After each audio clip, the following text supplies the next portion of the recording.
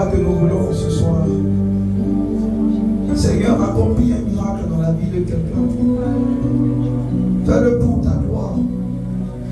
Fais-le afin que nous disions tous que c'est toi qui l'as fait. Aucun homme, aucune personne ne prendra cette gloire. Fais-le pour ton peuple. Que ton esprit nous soit lui pour être juste et canal. Oh, profite de cet instant, Saint-Esprit, et donne du sourire à quelqu'un. Profite de ce moment, Saint-Esprit, et donne une paix à quelqu'un. Profite de cet instant, Saint-Esprit, et donne la santé à quelqu'un. Donne la guérison à quelqu'un. Que les challenges, Seigneur, par lesquels des vies passent depuis longtemps, mets fin à ces challenges ce soir. Seigneur, s'il te plaît, fais-le. Et nous te promettons que nous te rendrons la gloire. Nous dirons à tous que c'est toi qui l'as fait. Nous dirons que ça c'est le doigt de Dieu.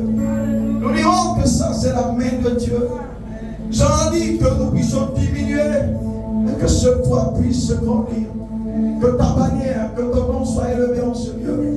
Que l'esprit du miraculeux soit en ce lieu. Comme à la piscine de Bethesda, Seigneur. Lorsque la parole sera annoncée, donne à ton ange de remuer cette parole, afin que la vie émane de cette parole pour affecter quelqu'un dans le nom de Jésus.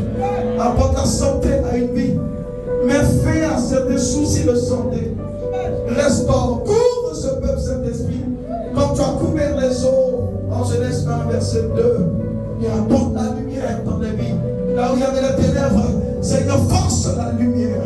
Là où il y avait les ténèbres, force ta gloire. Là où il y avait la lumière, Seigneur, impose ton règne dans le nom de Jésus. Ouvre-nous ce soir et bénis ton peuple. Bénis ces cœurs assoiffés. Sommes là, merci Seigneur. Oh, l'essentie évangile. Merci Seigneur.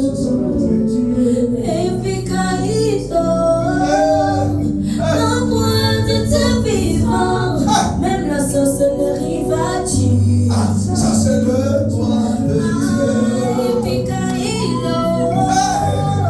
Envoie de ton puissant, même les ténèbres ont dit. Ça c'est le droit de Dieu. C'est le droit de Dieu. Ça c'est le droit de ta situation. Ça c'est le droit de Dieu. C'est le droit de Dieu. Ça c'est le droit de Dieu.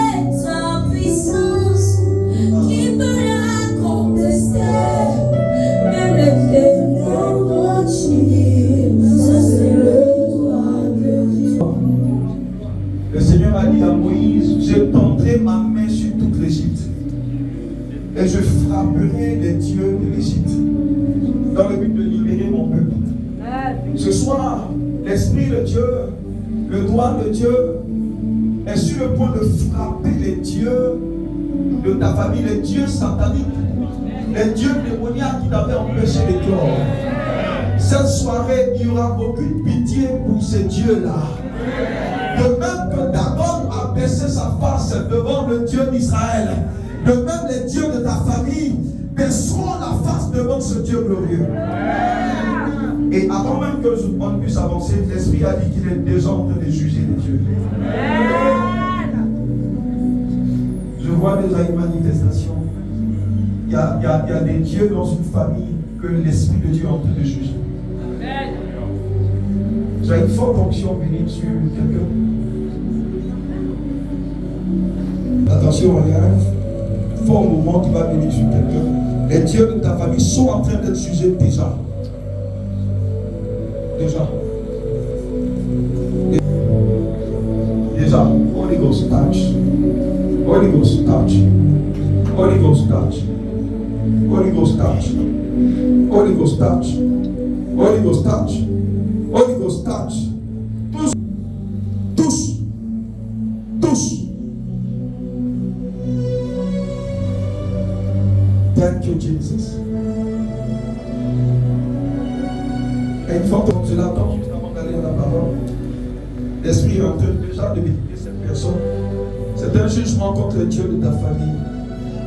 L'Esprit a décidé de te libérer ce soir. Et il y a une forte onction qui va venir comme signe sur toi.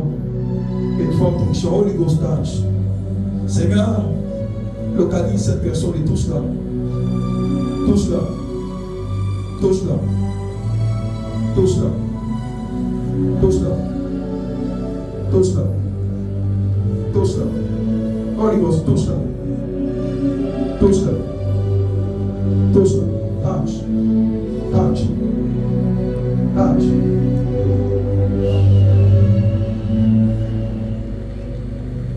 Merci Saint-Esprit.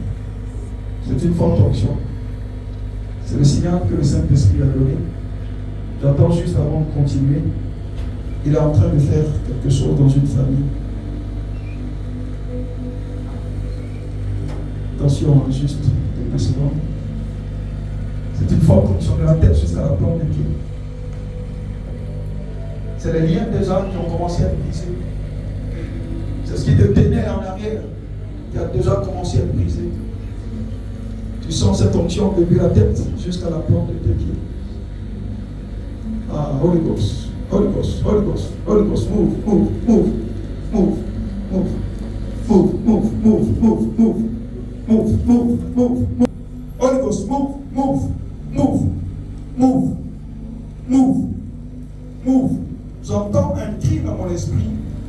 Et en réalité, ce cri, parce qu'il y a plusieurs méthodes que les esprits utilisent pour sortir des cris. Il y a des larmes. Mais ce que j'entends, c'est pas des cris que cet esprit déjà est en train de libérer ce corps. Cet esprit touche cette personne et que cet esprit parte maintenant. Maintenant. Maintenant. Maintenant. Maintenant. Go! Go! Go! Go! Go! So! Go! Go! Go! Go!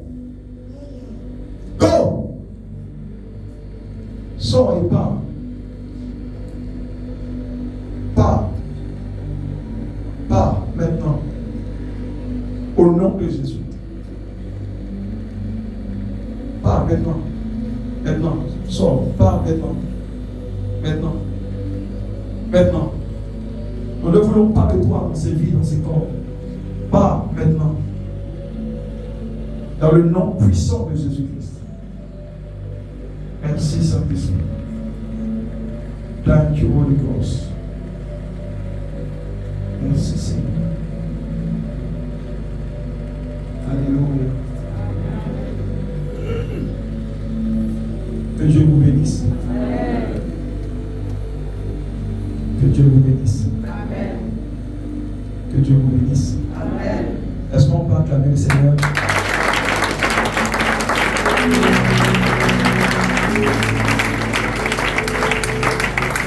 Nous ne allons pas avoir l'acclamation. Tu n'as rien payé quand tu vas bien acclamer. Acclamez le Seigneur. Merci.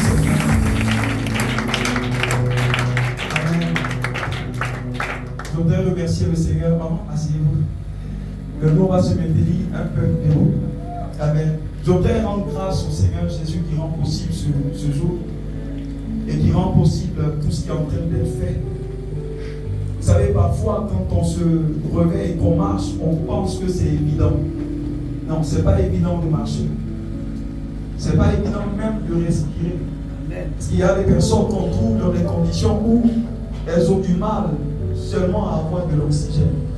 Ce qui peut être évident pour toi n'est pas toujours évident pour tout le monde. Et le fait d'être ici debout, c'est la grâce de Dieu. Alléluia. Et nous devons louer notre Jésus-Christ d'amour, notre Seigneur, pour ce qui est pour nous, pour ce qui est puissant pour nous. Il est notre immunité, il est notre sécurité, il est notre guérison, il est notre restauration. Alléluia. Gloire à Jésus. Gloire à l'agneau de Dieu. Gloire à l'ancien des jours. Gloire au rocher des âges. Gloire à celui qui n'a ni commencement ni fin. Gloire à celui qui te bénit ce soir. Gloire à celui qui te restaure ce soir. Gloire à celui qui te délivre ce soir.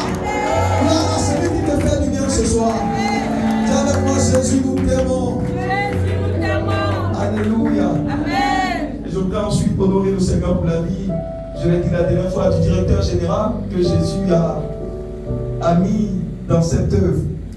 Jésus est le boss des boss. Mais dans la dynamique de son travail, Jésus établit des boss. Lui, il est le boss des boss, mais il établit des boss.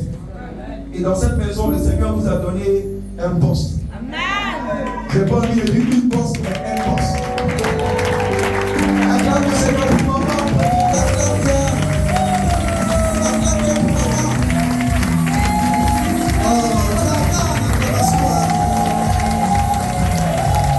alléluia. Amen. Et avec ma maman, nous t'aimons. Prophète même. Dis à quelqu'un, tu ne paieras rien quand tu vas quelqu'un. Dis maman, maman, que Dieu te bénisse abondamment. Merci beaucoup, maman. Alléluia. Amen. Merci pour l'honneur, en tout cas. C'est une grande joie pour moi d'être là. Et c'est un privilège. Merci infiniment pour tout. Je voudrais remercier le Seigneur pour la vie du Brésil.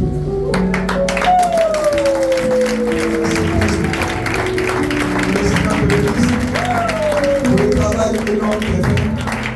Je voudrais saluer vraiment tout le corps pastoral. Je sais que à côté de maman, il y a des hommes et des femmes. Que Dieu vous bénisse abondamment pour cette œuvre merveilleuse que vous accomplissez. Que le Seigneur vous le rende au nom de Jésus. Amen. Je vous permets de vous asseoir dans cette présence.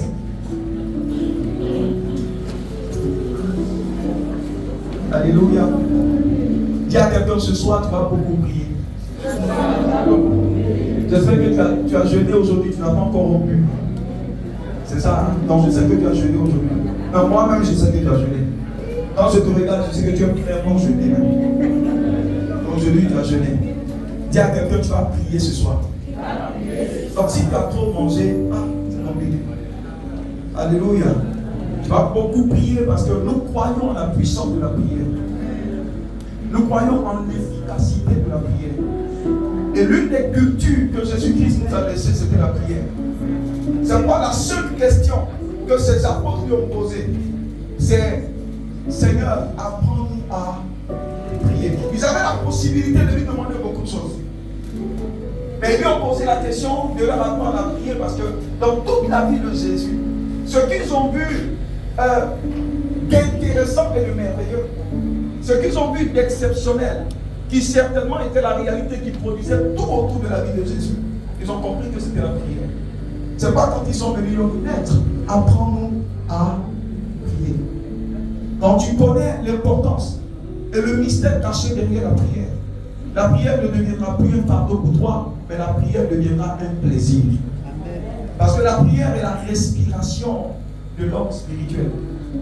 C'est pas la Bible dit en Luc chapitre 18 verset 1. Le Seigneur donne ce conseil à ses disciples. La Bible dit qu'il leur raconta une parabole afin qu'ils prient sans jamais se relâcher. Quand vous lisez les textes originaux, il est dit que Jésus leur demanda de prier afin qu'ils ne tombent pas dans le coma. Donc ça veut dire que dans l'esprit de Dieu, dans l'idée de la Bible, de notre Seigneur, celui qui ne prie pas est comme un chrétien qui est dans le coma. Est-ce qu'un comateux peut avoir voiture? Est-ce qu'un comateux peut se marier? Non. Donc pendant que tu demandes à Dieu le mariage, il dit, mais tu es comateux. Quand on te regarde physiquement, tu marches, mais en esprit, tu es dans le coma. Donc j'imagine le nombre de chrétiens dans le coma. Des comateux sapés. Et qui dit, Seigneur, depuis on demande, tu ne dors pas. Le problème, ce n'est jamais Jésus. C'est pourquoi la Bible dit, réveille-toi, toi qui dors dans tous les morts. Parce que si tu ne te réveilles pas, il y a des choses que tu ne peux pas avoir. Et la prière est une méthode que Dieu nous donne afin que nous puissions être réveillés. Le réveil spirituel vient par la dynamique de la prière. Et nous allons beaucoup prier. Je ne serai pas long dans l'enseignement. Juste 30 minutes, nous allons prendre au moins 30 ou 40 minutes pour prier. Alléluia. Une personne qui intensifie l'élan de la prière. Parfois, tu n'as même pas besoin de dissoudre. Parce que ta prière est un peu comme ce feu qu'on met dans un trou, dans un terrier dans lequel il y a un rat. Parfois, les gens ne s'occupent même pas du rat. Ils mettent juste la fumée dans le trou et puis ils commencent à souffler. Et plus l'intensité de la chaleur monte, à un moment donné, le rat sort en vitesse. Quand tu commences à prier, tu génères le feu spirituellement. Et à mesure que tu génères le feu, tous les rats qui symbolisent les esprits de famille, les esprits qui t'empêchent d'aller de l'avant, pendant que tu génères ce feu, ces esprits sont débusqués.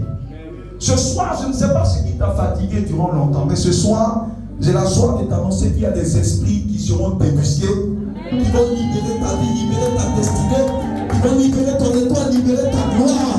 Et le Seigneur te donnera de prendre, de continuer et de glorifier son nom au travers de ce qu'il accomplira dans ta vie. Cette soirée est une soirée de délivrance et de restauration. C'est pourquoi je veux que tu sois très attentif au message que l'Esprit voudrait donner en juste quelques minutes. Alléluia. Amen. La délivrance vient pas lorsque l'esprit est chassé, mais la délivrance vient lorsque la connaissance est administrée. Donc à chaque fois que l'esprit parle, on confond souvent avec la délivrance. Mais en réalité, c'est de l'exorcisme. La délivrance vient lorsque la personne commence à comprendre. Parce que ce qui effraie le diable, ce n'est pas la quantité de feu que tu génères, mais c'est la quantité de connaissances que tu as. C'est pas la Bible en Osée 4, verset 6. Il n'est pas dit mon peuple périt parce que le diable est fouet. Non. Il dit mon peuple périt parce qu'il leur manque la connaissance. Dans vous lisez Jean 8, 32, il est dit quoi? Vous connaîtrez la vérité. Et elle vous affranchira. Donc vous lisez bien, ce n'est pas la vérité que tu as qui t'affranchit, non. C'est la connaissance de la vérité que tu as qui t'affranchit. C'est possible d'avoir une vérité qu'on ne connaît pas. C'est ce qui fait les chrétiens aujourd'hui. Beaucoup ont la Bible, mais ils ne lisent pas. Ils ne comprennent pas ce qu'est la Bible. Donc celui qui a une information qui ne la comprend pas n'est pas différent de celui qui n'en a pas du tout. Alléluia. Donc tout vient par ton degré de compréhension des choses. C'est pourquoi quand vous lisez la vie de Jésus, la Bible dit, il a pris beaucoup de temps pour enseigner. Jésus enseignait ses disciples. Il parlait à la foule en parabole. Mais quand il rentrait dans le secret, tu verras un disciple dire à lui, Seigneur, ce que tu as dit là-bas, on n'a pas bien compris. Et la Bible dit qu'il les prenait dans le secret et puis il leur disait les mystères, les secrets. Alléluia. Il y a des choses quand tu les sais, ta vie ne peut plus demeurer la même. Alléluia. Amen. Ta vie ne peut plus demeurer la même. Jeunesse, tu as besoin de comprendre certaines choses pour que ta vie puisse réussir. Parce que la réussite n'est pas un accident. Non. On ne réussit pas par hasard. La réussite est une conséquence. Alléluia. Tu peux te retrouver sur un ring de boxe par hasard, mais tu ne remportes pas par hasard. Remporter nécessite une compréhension. Et ce soir, je voudrais m'étaler un peu pendant quelques minutes sur une notion en rapport avec le sang que je voulais toucher pour éclairer un peu chacun d'entre nous sur peut-être l'origine de certaines réalités compliquées dans nos vies. Parce que si tu ne comprends pas, si tu ne sais pas de quoi tu souffres, tu ne peux pas traiter. C'est pas avant que le médecin même ne commence à te donner une ordonnance, il fait un diagnostic d'abord.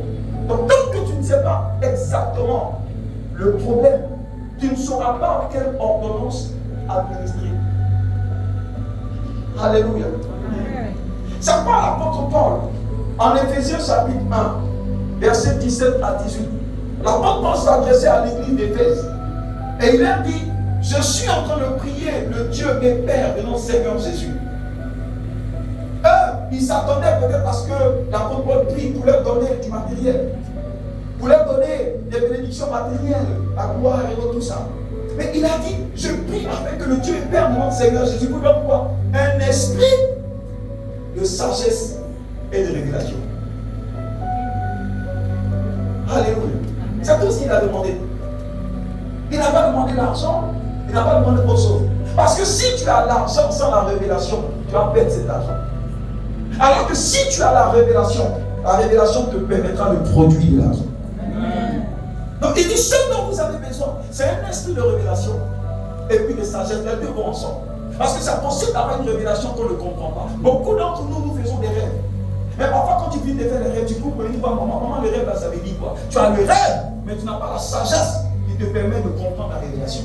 Le rêve est une révélation que Dieu te donne. Mais tu ne la comprends pas. Pourquoi? Parce que l'esprit de la sagesse, tu viens voir maman, parce que maman a l'esprit de la sagesse. Donc quand tu viens que tu la vois, elle peut décoder le message de Dieu. Parce que chaque message que Dieu te donne est codé. Donc la sagesse te permet de décoder ce message. Et c'est la chose la plus importante dans la vie d'un enfant de Dieu. La révélation et la sagesse de Dieu. Ça passe Salomon n'a pas demandé autre chose. Il a dit, je veux la sagesse. Parce que la sagesse est la réalité majeure qui permet à une personne de produire de la richesse. Alléluia. Et je voudrais prendre juste une portion des Écritures en Lévitique. Je ne serai pas long ce soir. C'est vrai que c'est un thème qui, pour le développer, il est long. Il faut plusieurs jours. Mais j'ai juste donné un concentré. Et nous allons. L'objectif ce soir, c'est la prière. Et vous permettre au Saint-Esprit de nous aider dans la délivrance et de nous aider dans les miracles pour que notre vie puisse avancer. Parce que sans cet impact de l'Esprit de Dieu, la réussite est difficile. Donc nous avons commencé quelque part à parler de Dieu. Nous avons parlé du Saint-Esprit, qui est l'agent qui administre la délivrance. Donc nous sommes en train d'aller vers la réussite. Alléluia. Donc aujourd'hui, l'Esprit de Dieu va nous administrer cette délivrance.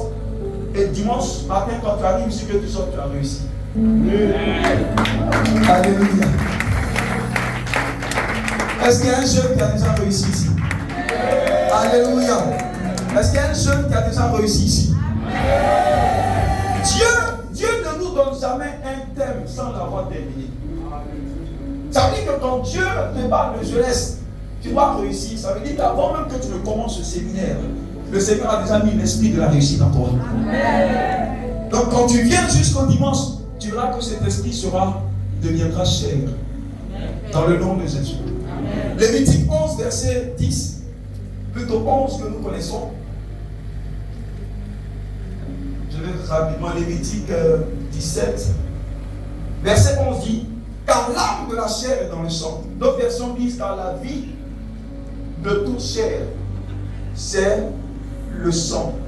Et le Seigneur dit, je vous l'ai donné sur l'autel, afin qu'il servit d'expiation pour vos âmes.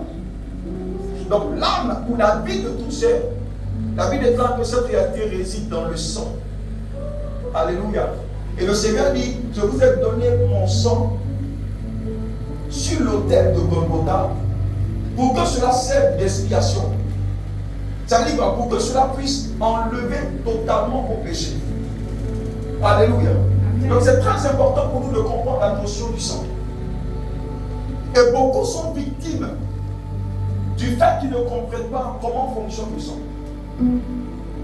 Je voudrais juste commencer à dire à quelqu'un que dans la vie d'aujourd'hui, c'est un constat.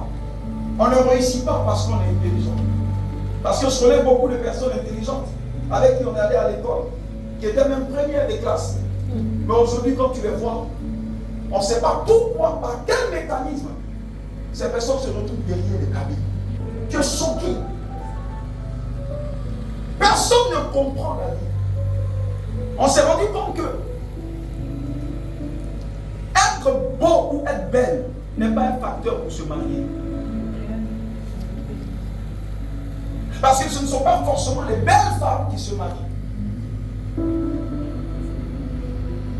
Donc on voit beaucoup d'injustices dans la vie.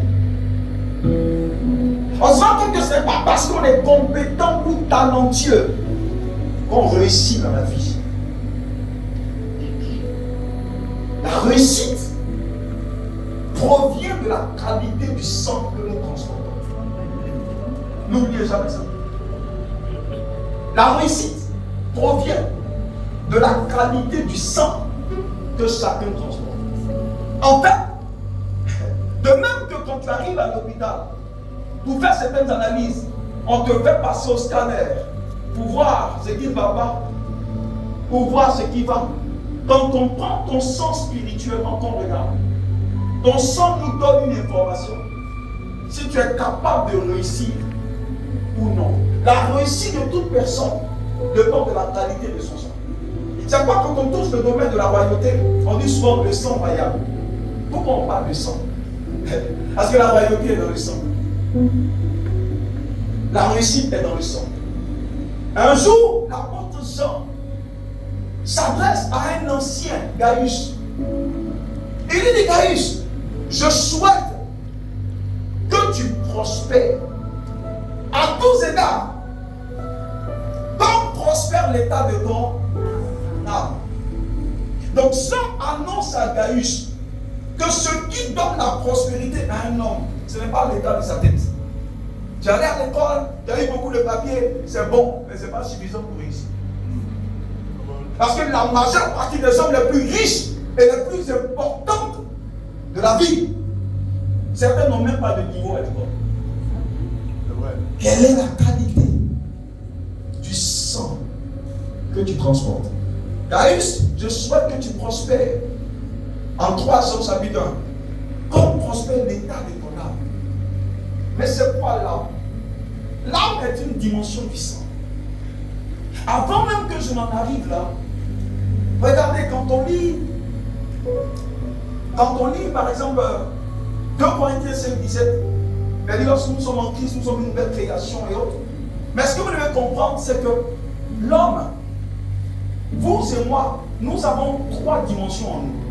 Comme Dieu le Père, le Fils et le Saint-Esprit. Parce que toute la manière dont Dieu a fait l'homme, il a fait l'homme en fonction de ce à quoi lui il descend. Parce que je vous l'ai dit dimanche et mercredi, que Dieu a fait l'homme comme un gant dans lequel le doigt de Dieu doit rentrer. Donc ça veut dire que l'homme a la forme de Dieu. Dieu n'a pas fait l'homme pour l'homme, Dieu a fait l'homme pour Dieu. Donc Dieu, en concevant le projet de l'homme, il avait déjà anticipé sur la chute. Parce que Dieu sait les choses d'avance. Dieu n'est jamais surpris. Il sait les choses d'avance. Donc il a déjà préparé le gant qui allait l'abriter. Quand tu vas prendre un gant, les doigts sont déjà formés sur le gant. Donc tout ce que tu as à faire, c'est de prendre ton doigt et puis de mettre. Donc Dieu nous a conçus ainsi. Et la Bible nous enseigne que Dieu est tridimensionnel, il a 3 dimensions. Dieu est esprit. Dieu également, quand on lit ça, Dieu a une âme. Pas comme une âme de l'homme, mais Dieu a une âme. Alléluia. Et Dieu a également un corps. Alléluia. Et quand vous analysez Vous allez vous rendre compte quand vous étudiez bien que l'Esprit de Dieu représente l'Esprit en Dieu. Vous allez vous rendre compte que le Père représente l'âme, parce que c'est le Père qui sent les choses. C'est lui qui, c'est la personnalité en Dieu. Et le corps, Jésus a dit, je suis la porte. Jésus a dit, je suis le corps de Dieu. Il a dit à Philippe ou à Nathanaël, il dit, tu n'as pas besoin de voir Dieu. Je suis la plateforme qui permet d'exprimer Dieu. Je suis le corps de Dieu. Si tu m'as vu, c'est que tu as vu Dieu.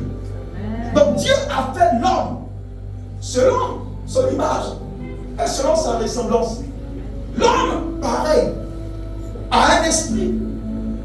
L'homme a une âme qui habite dans le sang. Et l'homme a un corps. Le sang est un mystère. J'ai été musulman pendant longtemps.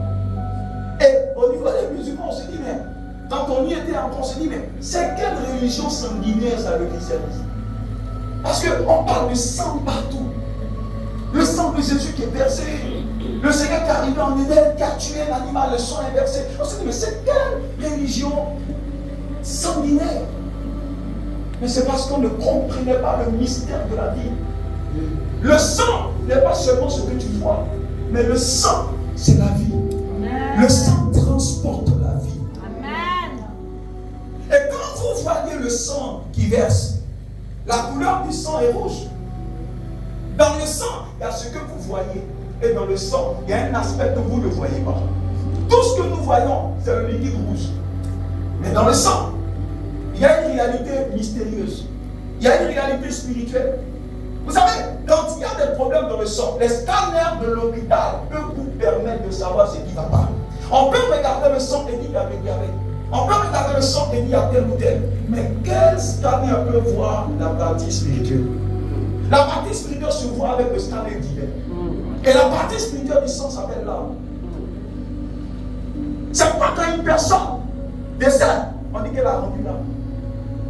Parce que la personnalité de l'individu, c'est l'âme. L'âme habite où? Dans le sang. Donc ça veut dire quoi? Si c'est ton âme qui prospère, mais ton âme est dans le sang. Ça veut dire que la couleur, la vie qu'il y a dans ton sang, est-ce qu'il va affecter ton âme? Donc si tu veux changer l'âme d'une personne, il faut changer son sang. Alléluia. Et c'est un mystère. C'est un mystère. Et nous ne comprenons pas pourquoi Jésus a dit verser son sang. Le sang, c'est la vie. Personne n'a tué Jésus. Jésus s'est donné lui-même. Parce que personne ne peut le tuer. Il s'est offert comme un sacrifice pour toute l'humanité. Il s'est offert. Pourquoi? Il fallait que son sang verse. Son sang devait verser pour nous, pour la rédemption, pour nous racheter. Parce qu'en Adam, la Bible dit que Dieu a dit à Adam, le jour où tu manges, tu mourras. Adam a mangé, il doit mourir. Vous savez, il y a dans l'amour de Dieu, Dieu peut tuer. Parce que dans l'amour de Dieu, la parole de Dieu doit être appliquée. Il a dit, le jour où tu manges, Adam, tu vas mourir. Je t'aime, mais je suis juge. Et je suis Dieu. Ce qui fait de moi un Dieu, c'est ma capacité à respecter ma parole. J'ai dit que si tu manges, tu vas mourir. Si tu vas manger, je dois m'assurer que tu meurs, même si ça me fait mal. Donc Dieu devait tuer l'homme forcément. Mais regardez le cœur de Abraham, qui devait assouvir ou satisfaire sa justice. Il dit, mais j'aime trop l'homme, parce que je l'ai fait à mon image. Vous savez, Dieu a créé toutes choses selon leur espèce. Quand tu vois un bouc, tu ne peux le comparer qu'à un autre bouc. Quand tu vois un sorte de gorille, tu ne peux le comparer qu'à un gorille. Mais quand tu vois un homme, tu ne peux pas comparer l'homme avec l'homme. Tu ne peux comparer l'homme qu'avec Dieu. Parce que nous sommes à son image et à sa ressemblance. Nous avons désobéi, nous devons mourir. On appelle cela souvent la loi du talion. Il a donné cette instruction à Moïse. Il dit, celui qui tue un frère dans une famille, on doit tuer aussi l'autre frère dans sa famille. pour le principe de l'équilibre et le principe de l'équivalence. Donc Dieu devait tuer l'homme. Mais le cœur de Dieu a dit non, il faut que je trouve une solution. Quelqu'un doit mourir. C'est ça la loi. Mais je ne vais pas tuer l'homme. Je dois trouver une situation, une solution pour que je puisse prendre la place de cet homme-là que j'ai envie de tuer. Parce que la loi dit quelqu'un doit mourir. Mais personne n'était qualifié pour mourir. Je vais vite à cause du temps. Dieu a dû venir lui-même pour payer la pénalité de notre mort. Nous qui étions condamnés à la mort, la Bible dit que le châtiment qui donne la paix est tombé sur lui. Donc ça veut dire, écoutez-moi bien, lorsque Jésus est venu voir Jean pour le baptême, parce que le rôle de Jean était de baptiser pour la repentance. Ça veut dire que tous ceux qui venaient à Jean étaient ceux qui avaient péché. Mais celui qui fait un baptême pour la repentance, qu'est-ce que Jésus vient chercher là? Parce que Jésus n'avait aucun péché. Donc s'il n'avait aucun péché, il n'était pas qualifié à recevoir le baptême de Jean. Parce que le baptême de Jean, c'était un baptême pour la repentance. Mais quelqu'un qui n'a pas de péché, comment il passe par un baptême de repentance? Mais Jésus est venu quand même. Pas pour un baptême de repentance. Mais Jésus est venu collecter les péchés de l'humanité. Parce que Jean était dans l'eau. Et tous ceux qui venaient à lui, ils prenaient leur péché et puis ils mettaient dans l'eau. Ils prenaient le péché, ils mettaient dans l'eau. Jean était un agent collecteur de péchés. Mais quand tu collectes un péché, tu dois le mettre sur quelqu'un. Parce que dans l'Ancien Testament, lorsque les péchés étaient sélectionnés, étaient collectés, il y avait un bouc Azazel sur lequel on mettait les péchés. Et ce bouc allait mourir dans le désert. Donc si Jean a mis les péchés de l'humanité dans l'eau, et puis ce n'était pas seulement les péchés qu'il collectait. Quand vous lisez Ésaïe 53, il a dit que ce sont nos infirmités qu'il a portées. Ce sont nos maladies qu'il a portées. Ce sont nos problèmes qu'il a portés. Les problèmes passés, les problèmes présents et les problèmes qui n'ont même pas commencé. Jésus a collecté tout ça. Et Jean avait collecté tout ça. Mais il devait le mettre sur quelqu'un. Donc quand Jésus est venu dans l'eau, le baptême de Jésus n'était pas un baptême pour la repentance. Le baptême de Jésus était un transfert. Si Jean a pris, il a mis dans l'eau. Il a tout ramassé quand il a vu Jésus, il a mis sur lui. Imaginez le nombre de VIH de 8 milliards de personnes dans un seul corps. C'est ce que Jésus a dit. Imaginez le nombre de tuberculoses de toute l'humanité que Jean a collecté, qu'il a mis dans le corps de Jésus. C'est pas quand il était à la croix que Elohim l'a vu. Il dit non, je ne reconnais plus mon fils. Parce qu'il y avait des sida partout sur son corps. Il y avait des VIH partout sur son corps. Il y avait des tuberculoses partout sur son corps.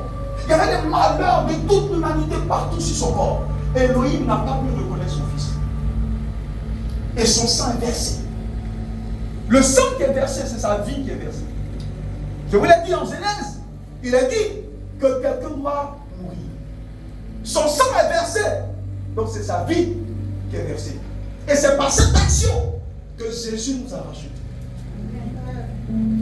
C'est par cette action que nous avons la vie à nouveau. C'est par cette action que nous avons le droit de recevoir la guérison. Vous savez, tout ce qui affecte nos corps est là pour une raison. Mais la chose est là de manière illégale. C'est pourquoi que même que le peuple a levé la tête dans le désert pour regarder le serpent d'airain. Tous ceux qui lèveront leur regard pour regarder la croix et pour regarder le sang de Jésus, quel que soit ce par quoi ils passent, la puissance dans le sang de Jésus et la puissance dans la croix de Golgotha leur administrera la guérison. Amen. Alléluia. Amen. Mais nous devons regarder à la croix. Parce que dans le désert, le Seigneur a dit à Moïse, il dit tous ceux qui regarderont le serpent des mains. Tu peux décider de ne pas regarder. Mais pour avoir la vie, tu dois regarder. C'est pourquoi David a dit, je lève les yeux vers les montagnes. D'où me vient le secours? Je ne sais pas d'où toi ton secours vient, mais moi mon secours me vient de l'Éternel. Je ne sais pas sur qui tu compte. Mais moi, je n'ai que Jésus seul. Je ne sais pas, pour cette situation de santé, si tu comptes sur un professeur, si tu comptes sur un médecin expert, moi, je ne compte que sur Dieu.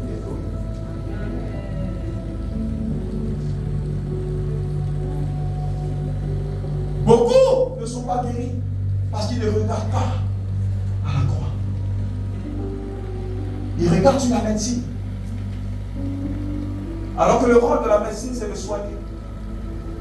Mais c'est Abba qui guérit.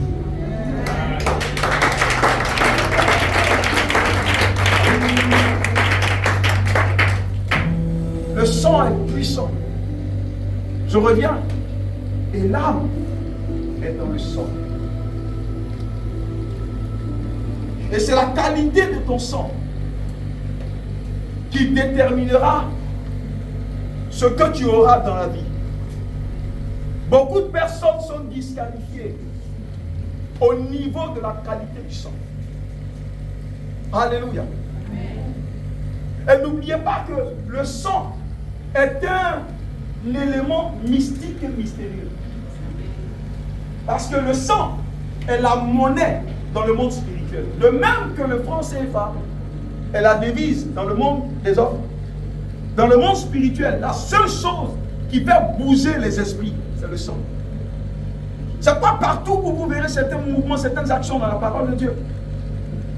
Vous verrez le Seigneur demander à ce peuple d'utiliser le sang. Lorsqu'ils étaient en Égypte, que Elohim était sur le point de frapper, vous vous souvenez les 10 plaies, le Seigneur a dit à son peuple, il dit tuez des agneaux et mettez le sang sur les portes. De sorte que lorsque l'ange de la mort passera, il puisse passer outre. Ce qui fait bouger les esprits, c'est le sang.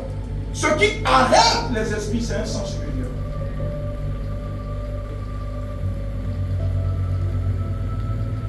Les esprits ne suivent pas les hommes. Les esprits suivent le sang. Et c'est ce sang de la famille là qui fait que les mêmes réalités qui ont arrêté les gens avant toi sont en train d'essayer de t'arrêter. Vous allez voir dans certaines familles, c'est la même histoire qui est racontée. Le même problème que maman a reçu, c'est le même problème que ta vie est en train d'expérimenter. Le même problème que le grand frère a expérimenté, c'est le même problème. Dans la famille, personne ne peut se marier. Parce que maman, la grand-mère, personne ne s'est marié. Et même quand on arrive à ton niveau, tu n'es pas marié. Quel message ton sang donne? La Bible nous dit en Genèse chapitre 4 que le sang n'avait pas. Donc le sang a une bouche. Qu'est-ce que ton sang dit de toi? Qu'est-ce que ton sang proclame quand tu marches? Il y a des gens, chaque matin quand ils se réveillent, le sang dit malédiction, malédiction, malédiction, tu n'avanceras jamais, tu n'avanceras jamais, tu n'avanceras jamais. Alors que tu es en train d'aller au plateau. Mais le sang dit, tu ne réussiras pas. Je l'ai dit, on ne réussit pas par ce qui est dans la tête, mais on réussit par ce qui est dans le sang. Quel est le message que ton sang donne? C'est pas quand on lit Hébreu, il est dit que le sang de Jésus parle mieux et parle plus que le sang d'Abel.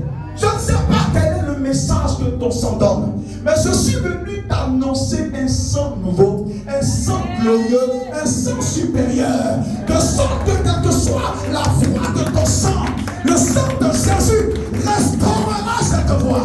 Et ta vie n'ira pas dans le sens de là où elle allait, mais ta vie ira dans le sens du plan parfait de Dieu pour ta vie. Amen.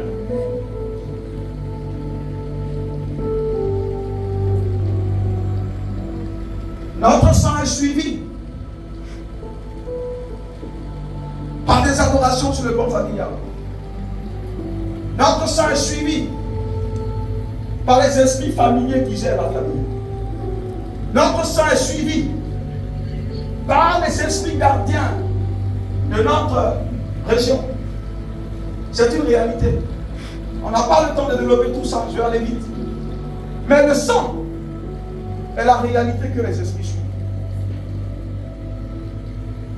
Parce qu'avant que tu ne sois chrétien, tu étais païen. Et la plupart du temps, ces lois ou ces alliances existaient bien avant. Mais écoutez-moi, Écoutez-moi bien, une alliance qui n'est pas brisée, même si tu n'es plus au village, si elle n'est pas brisée, elle est encore d'actualité. C'est comme une personne qui décide de quitter un foyer où elle était mariée, où il était marié. Mais quand tu quittes le foyer, si tu ne vas pas entreprendre la démarche pour le divorce, tu es sorti. Mais ça ne veut pas dire que tu es divorcé. Quelqu'un comprend ce que je veux dire? Alléluia. Tu es juste sorti. Car on appelle ça abandon de par là ou de domicile, peu importe le nom. Mais sur le plan légal et juridique, vous êtes encore marié. C'est ce qui se passe pour beaucoup de personnes. Vous êtes venus à Jésus, vous mariez à Jésus, mais vous étiez déjà mariés. Et si ce mariage n'est pas rompu, ce mariage ne peut pas tenir.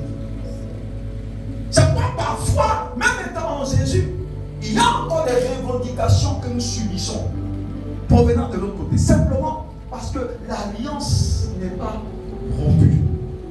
C'est pourquoi la Bible dit renoncer. Le renoncement, pas le briser. Le renoncement veut dire, je viens proclamer que j'ai divorcé avec vous. Et à partir d'aujourd'hui, je n'ai que Jésus seul. Je vais vous dire quelque chose qui va vous choquer.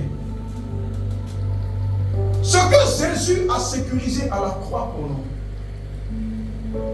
c'est le verdict de la victoire. Dis Amen. Amen. Jésus a payé le prix pour nous. Jésus nous a rachetés. Jésus nous a libérés de la puissance des ténèbres. La Bible dit qu'il nous a transportés depuis le monde des ténèbres jusqu'à son admirable lumière.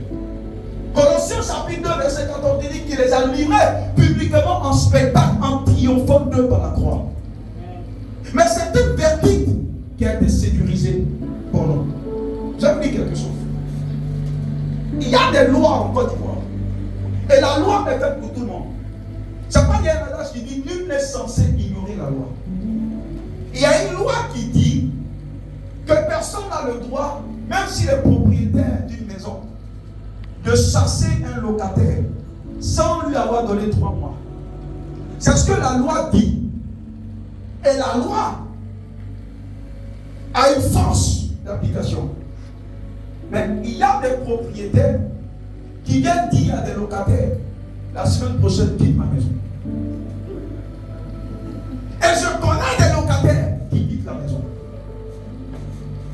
Mais pourquoi ils quittent la maison? Parce qu'ils ne connaissent pas la loi. Est-ce que c'est une affaire du président de la République? Est-ce que c'est une affaire même de la loi? Non, la loi est là.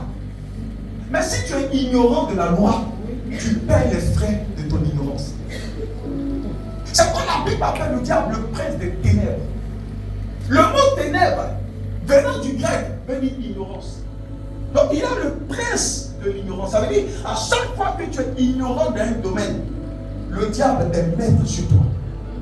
C'est pourquoi quand il est venu devant Jésus, Jésus a dit qu'il est écrit. Et la Bible dit qu'il s'est retiré. Le diable a peur de celui qui sait les choses. Beaucoup de filles sont emprisonnées. Non pas parce que Jésus ne les a pas libérées, mais parce qu'ils sont ignorants.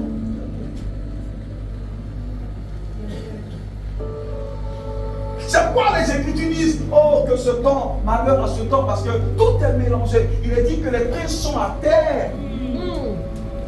Et les esclaves sont sur les chevaux. Le problème n'est pas à Dieu. Le problème c'est que aussi longtemps que l'héritier de la maison demeure un enfant, la Bible dit qu'il ne diffère en rien d'un esclave.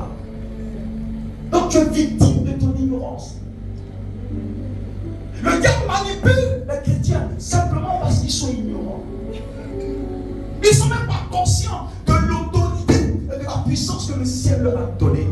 Comment tu peux tirer sur un bandit qui t'attaque si tu ne sais même pas que tu as un pistolet?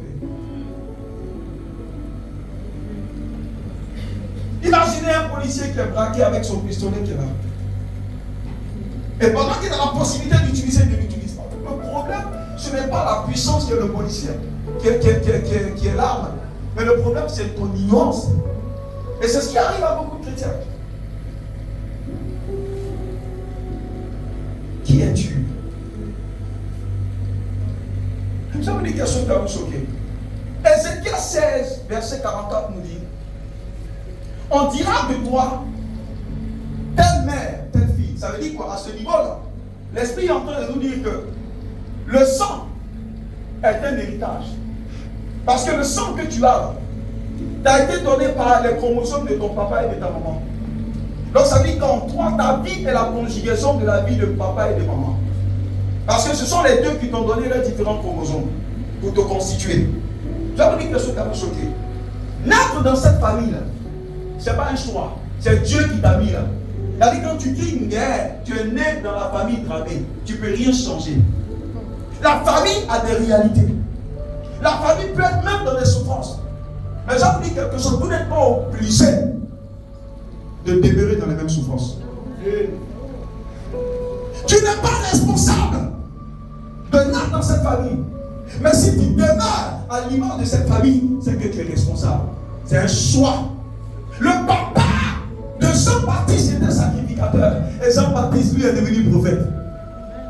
Tu n'es pas obligé d'être pauvre comme les autres sont pauvres. Tu n'es pas obligé d'être célibataire comme les autres sont célibataires. Tu n'es pas obligé d'être misérable comme les autres sont misérables. Toi, tu as Christ. Toi, tu es la nouvelle création. Toi, tu as la compréhension. Et tu as la puissance du ciel qui t'accompagne. Là où l'ennemi avait bloqué les autres, tu as le droit de dire dans le nom de Jésus-Christ que ces liens-là ne soient plus possibles pour moi. Le seul problème des chrétiens, c'est qu'ils sont ignorants.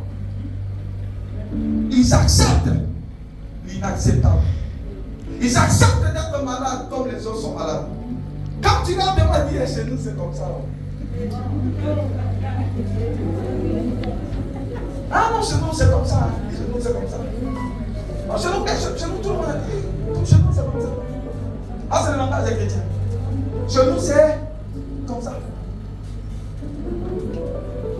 Tout le monde est comme ça. Depuis la 4 ans, tout le monde est comme ça. Donc moi je n'utilise pas accepter ce que Dieu n'accepte pas pour eux. Mais si toi qui as Christ, tu vis la vie de ceux qui n'ont pas Christ, quel est ton témoignage dans cette famille?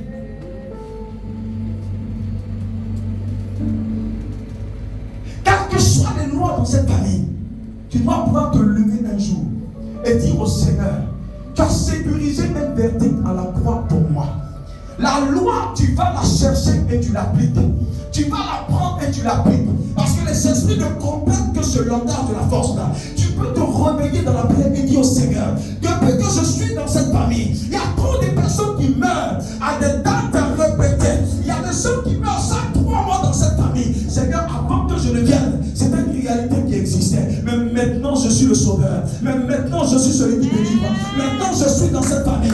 Je n'accepterai plus qu'il y ait des morts. Et donc, je dis non. Par moi, j'arrête cette loi.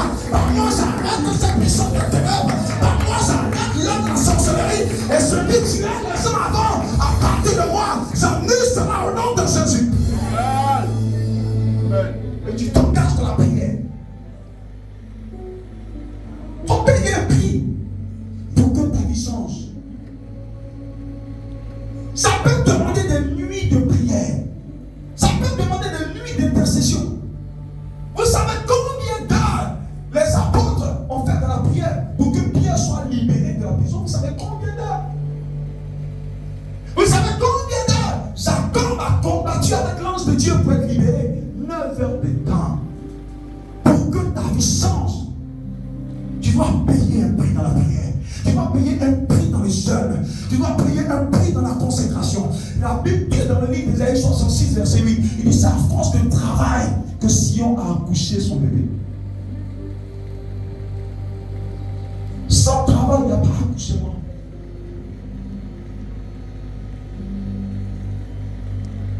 Veux-tu que ta vie change? Bats-toi. Parce que le diable ne te laissera jamais facilement aller en t'acclamant. Non. La Bible dit en 1 Corinthiens 16, verset 9. Il a dit une porte d'un accès favorable, mais ouverte. Mais mes ennemis sont nombreux.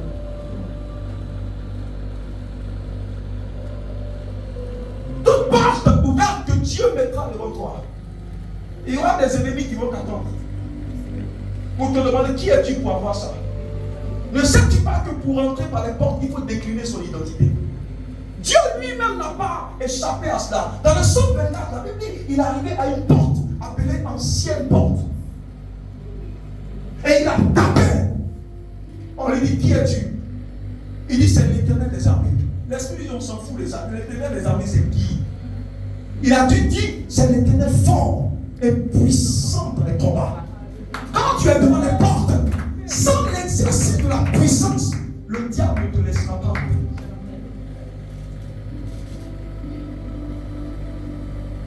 Non. Ton laisser pas passer. C'est la puissance que tu génères. C'est pourquoi le Seigneur leur a dit en Acte 1:8, il dit attendez que la puissance d'en haut descende. Les esprits ne parlent pas français. Les esprits parlent puissance. Mais comment générer cette puissance? Ça demande du temps dans la prière. Ça demande du temps dans le jeûne. Ça demande du temps dans la consécration. Ça demande de nuits blanches dans la prière. De nuits où tu es fatigué, tu as sommeil. Mais tu n'as pas le choix. Quand tu regardes le sommeil de 6 heures, que tu regardes ta destinée, tu te rends compte qu'il n'y a pas match. Beaucoup d'hommes, et leur destinée est en sommeil. Parce qu'il n'y a personne pour se lever dans cette famille et t'y restaure. Si Dieu t'a mis dans cette famille, c'est pour que tu puisses changer les choses. Si Dieu t'a envoyé dans cette maison, c'est pour que tu sois un sauveur. Dieu a enlevé Moïse du milieu de ses frères pour le ramener, pour le sauver. Quand Dieu t'enlève, Dieu t'envoie à nouveau. Mais es-tu prêt à payer le prix? La consécration est dure. Comme la marche chrétienne n'est pas facile. C'est l'évangile que nous entendons aujourd'hui partout qui fait croire que la marche chrétienne est aisée. Non. La Bible a été écrite par le sang des martyrs. Il y a un prix à payer. Un prix pour que nos vies changent. Un prix pour que notre destinée change. Un prix pour que ce malheur dans cette famille s'arrête. Si ça doit te prendre des mois, sois à la pêche pour changer le visage de cette maison. Regarde comment la maladie est en train de décimer cette famille. Regarde comment la mort est en train d'emporter les sœurs à un passage. Regarde comment les souffrances sont en train de frapper cette famille. La Bible dit, lorsque les hommes dorment, c'est là que le diable vient pour semer l'ivraie. Il y a des gens qui ne sont pas permis de dormir. Tu ne peux plus dormir à compter de ce jour. Tu dois labourer avec Dieu. Tu dois travailler avec Dieu. C'est avec Dieu qu'on fait des espoirs. Parfois, venir à l'église, tu te rends compte que c'est difficile. Et il y a des dimensions où tu n'écoutes pas ton corps. Parce que tu es tellement en esprit que le corps ne peut pas t'arrêter. Et à chaque fois que Dieu te va poser ce type d'action, c'est un cumul de puissance que Dieu te confère. Parce que tu as besoin de puissance pour que ces esprits portent là, te laissent passer. Il dit, qui as-tu? Il dit, l'Éternel fort et puissant dans les combats. On ne rentre pas par les portes parce qu'on a envie. On rentre dans les portes parce qu'on a reçu les galons nécessaires qui constituent pour nous un laisser-passer. Parce que chaque esprit de famille te demandera qui es-tu pour avoir ça? Qui avant toi a eu ça? C'est là que tu le diras. Ceux que vous avez arrêtés hier, ils n'ont pas la même dimension que moi. Vous pouvez venir avec vos javelins, mais moi je viens au nom de Yeshua Mashiach. Moi je viens au nom d'Elohim. Moi je viens au nom du puissant des puissants. Moi je viens au nom d'El-Mekadistem. Moi je viens au nom de Shaddai. Que la porte s'ouvre.